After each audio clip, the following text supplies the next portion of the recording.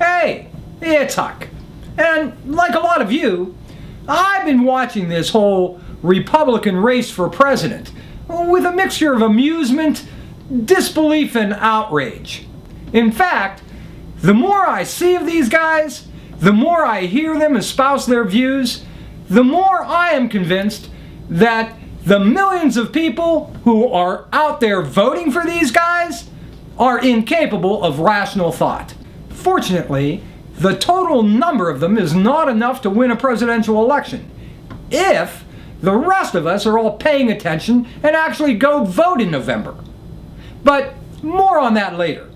I guess I've got to start someplace, so let me start here by putting to bed one big Republican lie. Social Security and Medicare are not bankrupting America. Both of these social safety nets are self-paid. People pay into these programs throughout their working life so that they can enjoy the benefits of these programs later when they can no longer work. 40% of Americans today earn less than $25,000 a year. 30% of Americans earn less than $15,000 a year. Pretty hard to save up for retirement, let alone future medical expenses, when you can barely put bread on the table or shoes on your kids' feet. These folks are living paycheck to paycheck. Social Security and Medicare, for these folks, is the only real hope they have of living their twilight years in something resulting in less than catastrophe. And these programs work.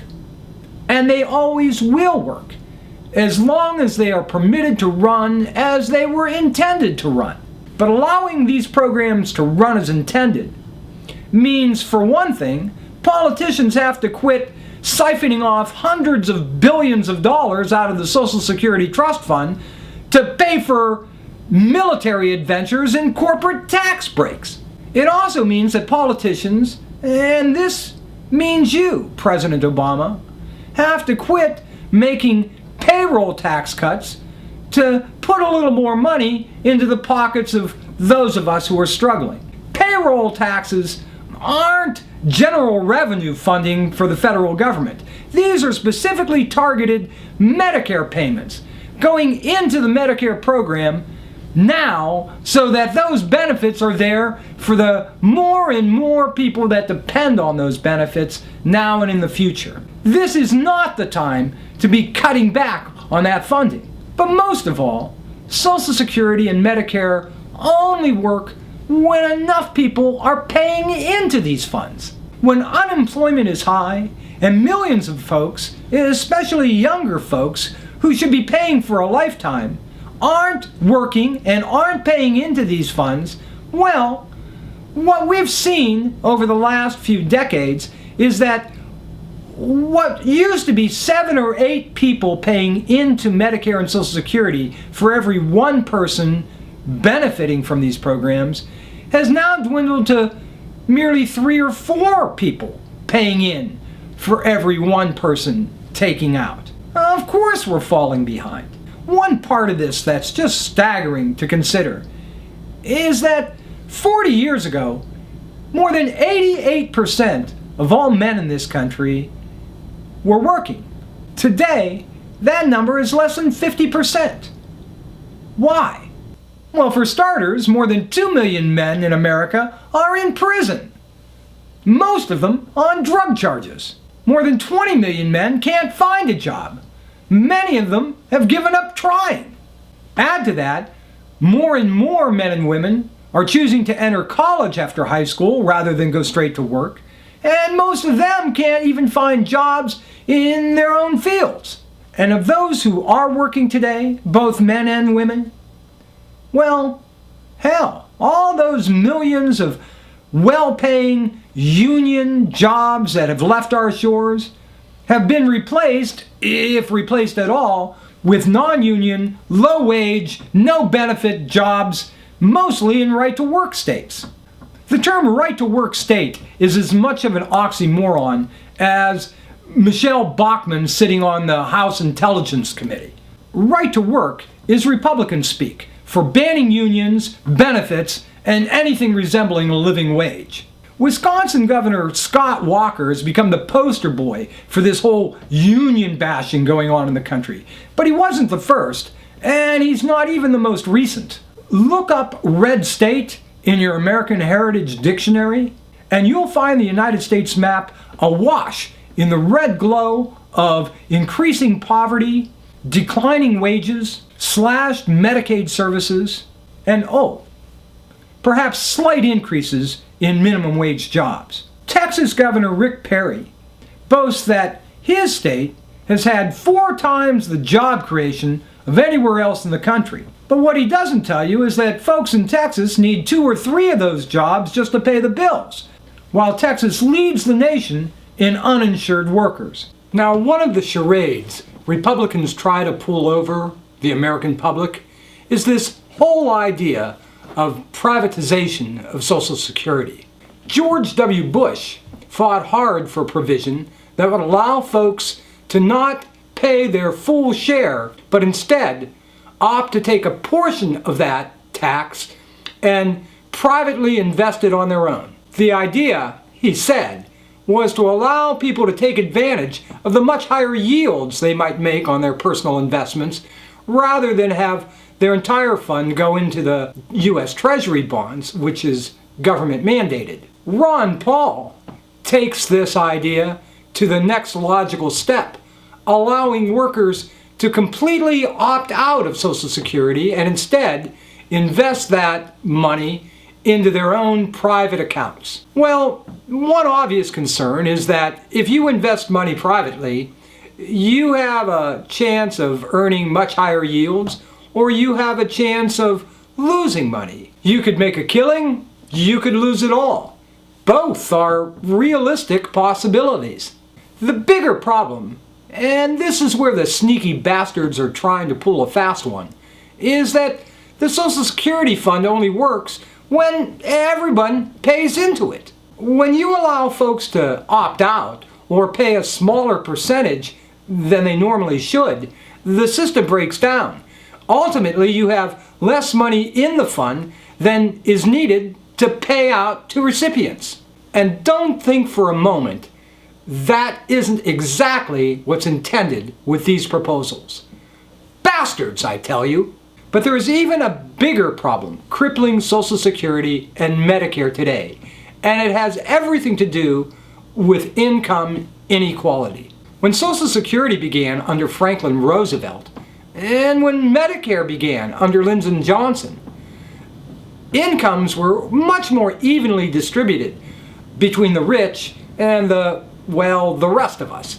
When I was a kid in school, not that many years ago, the only billionaires in the world were Saudi princes who considered all those oil basins underneath their desert sands to be basically profits for their own family treasuries. Screw the masses. In those days, American CEOs and top executives rarely made 5, maybe 10 times the amount of money that the hourly workers working in those same companies earned. All that has changed. In the 1970s, the top 1% richest Americans owned about 9% of the total income earned in America. Today, the top 1% own about 25% of all income earned in America. This has devastating consequences. What it means is that nearly half of all income earned in America is exempt from Social Security or Medicare taxes. Because more than half of all income in this country is earned by individuals earning $100,000 or more, in many cases much more. And only the first $100,000 or $106,000 is eligible for taxation under Social Security or Medicare. If you earned more than $100,000, the rest of your income is tax exempt. What this means is that in 1972, nearly 80% of all income generated in the United States was taxed for purposes of Social Security and Medicare. Today, less than 50% of all income is taxed for those programs. So, if you earn $57,000 a day on your investments, like Mitt Romney, that means you're only paying a small percentage tax on the $57,000 you earn day 1 and day 2, and the $57,000 you earn each of the 363 days the rest of the year is completely tax exempt for the purposes of Social Security or Medicare. Now, some would argue that these $100,000 caps for Social Security tax make sense, since Social Security does cap the amount of payments recipients can earn. I completely disagree. Folks who are fortunate enough to earn hundreds of thousands or even millions of dollars annually are not benefiting solely from their own wise investments. If they're making millions on their Apple stock, they're also benefiting from the fact that minions like you and I are buying those iPads and iPods. Without us, they would make nothing. The least they can do is expose a little more of their earnings to a tax that, while not benefiting their own retirement directly, goes to benefit those who made those earnings possible in the first place. Republicans like to call this kind of thinking socialism. And, well, they're right. But it not only benefits everyone, it's impossible for them to earn their profits without a little socialism. In fact, it's impossible to have much of a civilization at all. A little socialism is good for America and great for the rich. The truth is, they love it when it benefits them.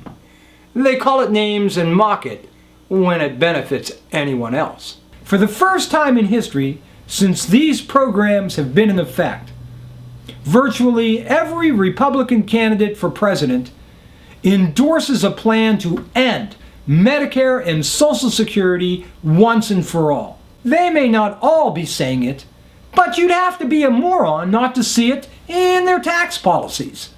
How else do you suppose they intend to pay down a $15 trillion debt while continuing to pay out services of Social Security and Medicare to ever-growing numbers of recipients at a time when they want to continue to fund our military at record levels, when they are proposing ridiculously lower tax rates, particularly on the wealthy, than the ridiculously low tax rates they're already paying? Kudos to the loony Ron Paul for at least being upfront about his plan to transition folks off of Social Security and Medicare.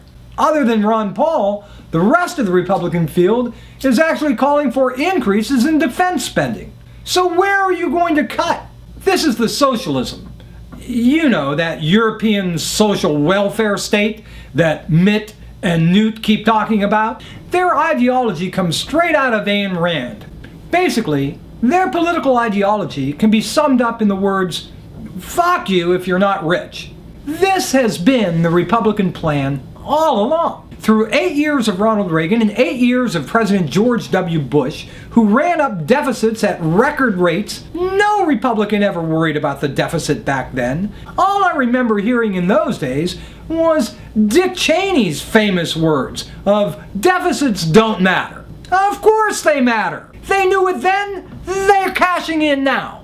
What they knew back then was that if the deficits grew high enough, they could finally make the argument that ending Medicare and Social Security was the only solution left. And they knew that if Republicans steadfastly refused to ever again raise income taxes, well, the end of Medicare and Social Security would be inevitable.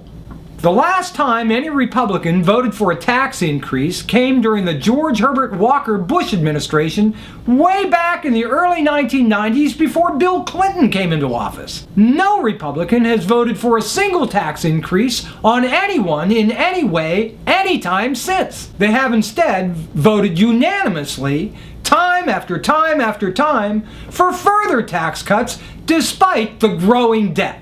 Which confirms my suspicions that despite approximately 40 million American voters who wouldn't know the political time of day if it jumped out and revoked their Social Security card, the Republican Party has finally painted themselves in a corner with their indefensible anti-tax pro-corporate policies. They've actually reached the point where they can't find a single credible candidate. They're unable to bullshit around what they've intended to do all along. There are still plenty of Americans alive today who remember what life was like before Social Security and Medicare. Before Social Security, 1/2 of all senior citizens lived in dire poverty. Before Medicare, more than 1/3 of all senior citizens lost their homes due to medical expenses. And so I have to admit, as I watch these Republican candidates running for president, I don't know whether to be giddy with glee or despondent. It seems so clear to me. But I guess I just don't have that high regard for every American voter. There are 40-some million American voters out there who are smart, educated, and can see all of this as clearly as me. Some probably clearer. Then there are some nearly 40-some million out there weaned on fairy tale monsters created by Mitch McConnell, Eric Cantor, and Fox News, that it leaves us with 20 million or so famously undecided American voters. You know who I'm talking about. These are the people who decide every election. These are the idiots who gave us 4 more years of George W. Bush, despite all warnings to the contrary. Sometimes they turn out in droves and produce a landslide like they did for Obama in '08. Because even they, with their heads so far up their ass, couldn't help but see the damage after 8 years of George Bush.